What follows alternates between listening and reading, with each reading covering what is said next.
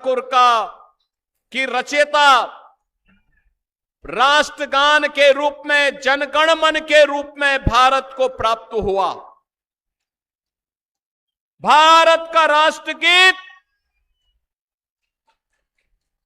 बंकिम चंद्र चट्टोपाध्याय का आनंद मठ का उपन्यास का अमर गीत राष्ट्रगीत बना, जिसने वंदे मातरम के माध्यम से भारत की जनचेतना को जागरूक करके हर भारतवासी के मन में भारत की स्वाधीनता का अलग जगाया।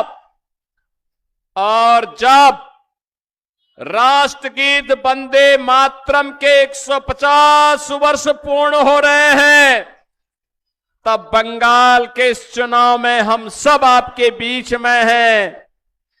कभी देश की स्वाधीनता में वंदे मातरम ने अमर मंत्र बन करके पूरे भारत को एकता के सूत्र में जोड़ने का काम किया था।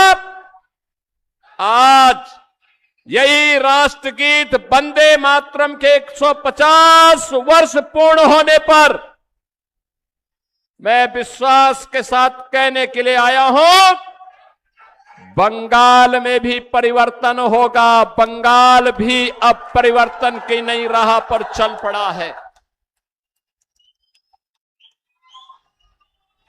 आज की बंगाल की दुर्दशा को देख करके दुख होता है।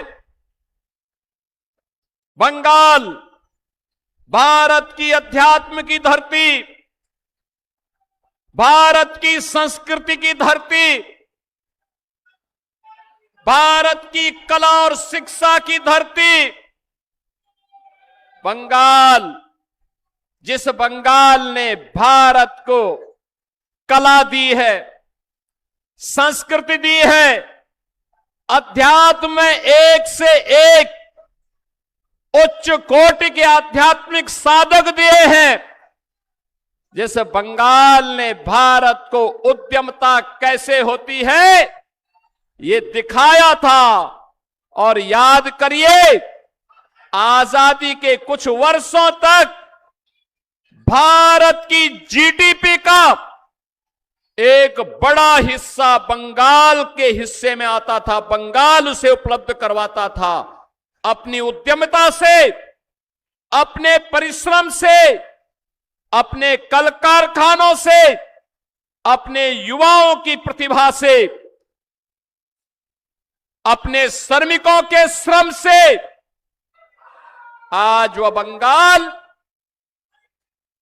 पहले कांग्रेस ने, फिर वामपंथ ने और अब टीएमसी पिछले 15 वर्षों से उस बंगाल को अब कंगाल करने की दिशा में आगे बढ़ाए हैं।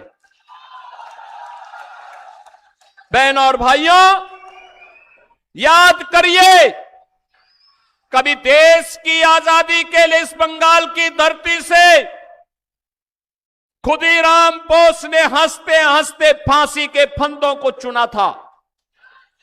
यही बंगाल की धरती है जिस बंगाल की धरती ने भारत का आह्वान किया था नेताजी सुभाष चंद्र बोस के माध्यम से कि तुम मुझे खून दो, मैं तुम्हें आजादी दूंगा। ये बंगाल की ही धरती थी।